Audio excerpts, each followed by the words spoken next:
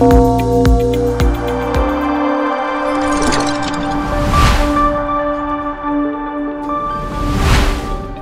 Business today रे आजिर मुख्य खबर। ओडिशा हेउछि देशर तृतीय सस्ता बजार।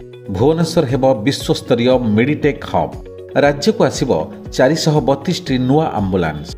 खोर्धा आईटीबीपी कैंपस परिसर रे खोलिला केंद्रीय विद्यालय। भुवनेश्वर 204 जन पाइले नियुक्ति पत्र। भुवनेश्वर बढ़ुछि आईटी चाकरी। विश्व अर्थनीति को प्रभावित करुछि जलवायु परिवर्तन। एबे विस्तृत संवाद। गत जून मासरे राज्य में दरदाम स्थिति नियंत्रण रहिथिला।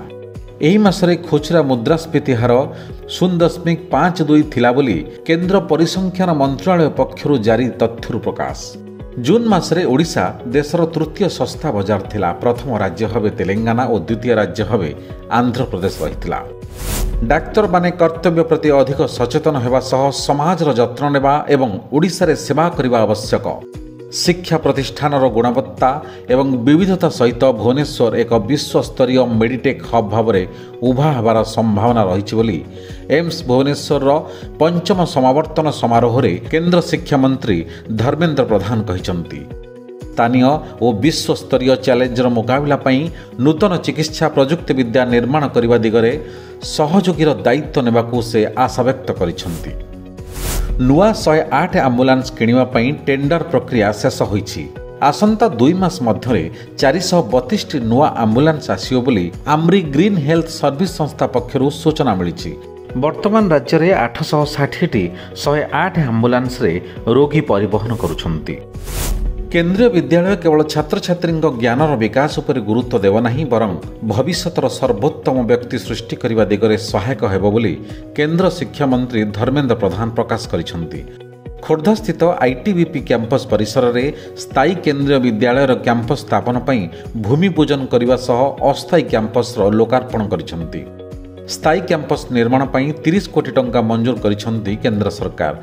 राज्य में मोट 75 केंद्रीय विद्यालय कार्य करुछि। राष्ट्रर विकास रे युवपीढ़ी सर्वाधिक अंशग्रहण को सुनिश्चित करने आम सरकार लक्ष्य बोली कहिसंती केंद्र शिक्षा मंत्री धर्मेंद्र प्रधान। भुवनेश्वर ठारे अनुष्ठित 16तम राष्ट्रीय रोजगार मेला रे श्री प्रधान विभिन्न विभाग में 204 जन नवनियुक्त युवक युवती को नियुक्ति पत्र प्रदान करथिले। रेल विभाग में 143, भारतीय डाक विभाग में 36, एसएलबीसी रे 9, राजस्व विभाग में 6, सीआरपीएफ और सीआईएसएफ विभाग में 2 एवं आइजर ब्रह्मपुर एवं एम्स भुवनेश्वर जड़े लेखाएं प्रार्थी को नियुक्ति दि जाइछि।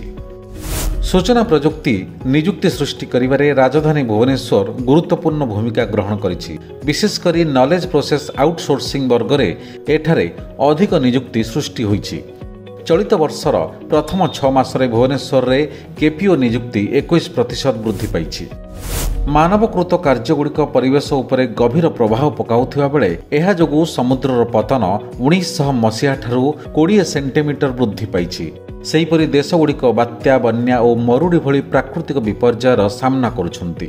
जलवायु परिवर्तन गभीर भाव विश्व अर्थनीति को प्रभावित करुछि बोली शिक्षा और अनुसंधान विश्वविद्यालय पक्षरु जलवायु परिवर्तन और विश्व तापन प्रसंग और संभावना शीर्षक 2 दिनिया अंतर्जातीय सम्मेलन रे मत प्रकाश पाइछि। एबे शेष हला ओडिशा बिजनेस टुडे रे आजिर मुख्य खबर। It's all of your business. Business breaking.